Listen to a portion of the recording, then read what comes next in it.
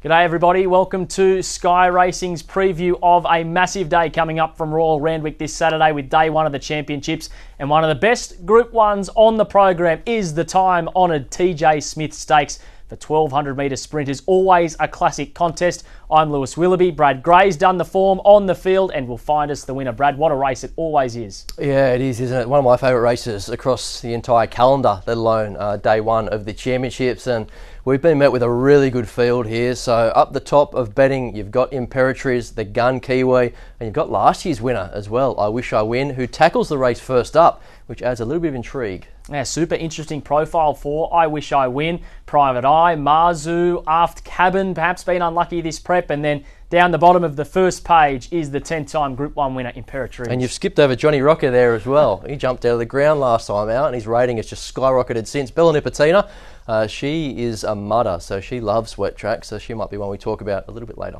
Yeah, we're on a big weather watch on Saturday with the rain pouring down here in Sydney. Let's jump into a few form lines, and we'll take you back almost 365 days ago to last year's version of this race. Funnily enough, run in pretty similar conditions. Exactly right. So we know a wet track holds no fears. The key difference you've got to point out here is that I Wish I Win, who had to circle the field and give them a huge head start, which is so hard to do in such testing conditions to beat Giga Kick, he was third up here. This time in, he's first up. But yeah, if you don't remember this win, have a look at this.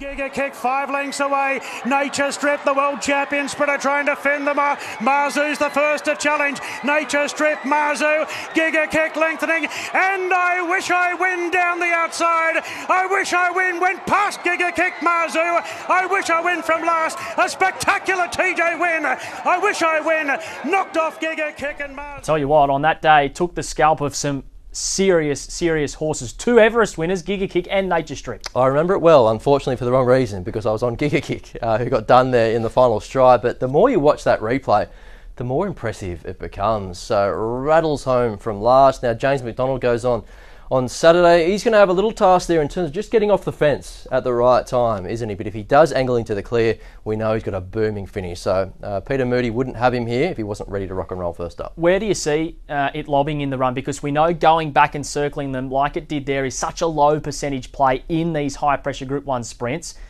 Can it be closer this time around? I've hoped so in the past, and he just doesn't have any gate speed, does he? So all eyes on the start with him. You'd love to see him midfield, one off.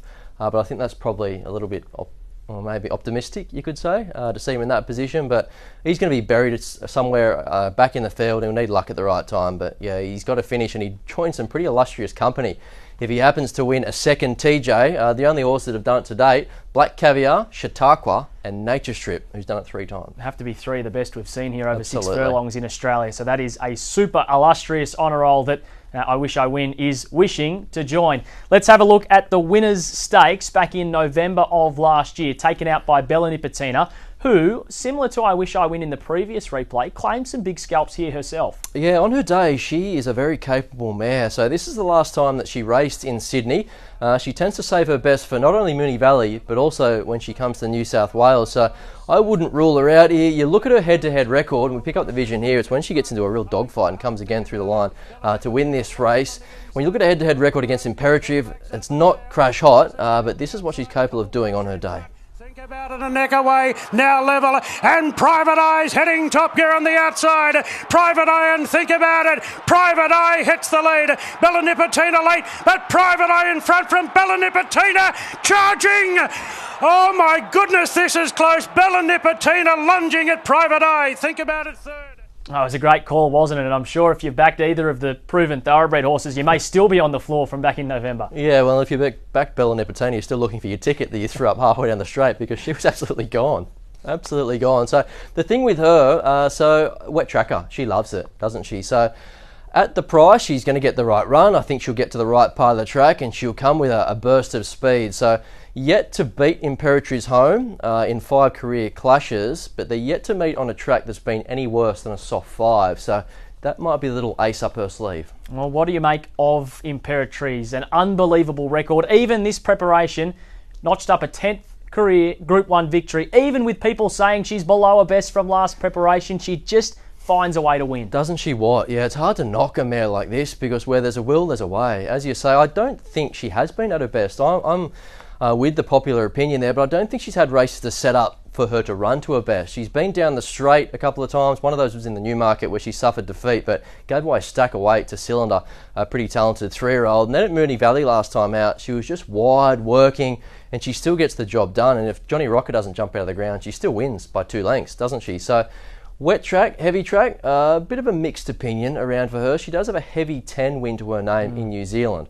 And we know a heavy 10 in New Zealand is a heavy 20 That's right. at Randwick. So I don't think it'll be an issue. Okay, so in all of that, Imperatriz becomes your top selection. Yeah, she does. So she's well found, but rightly so. You've only got to look at her record to justify the price. So Opie Bosson does the riding. We know that he's got such an amazing association with this gun mare. Mark Walker does the training.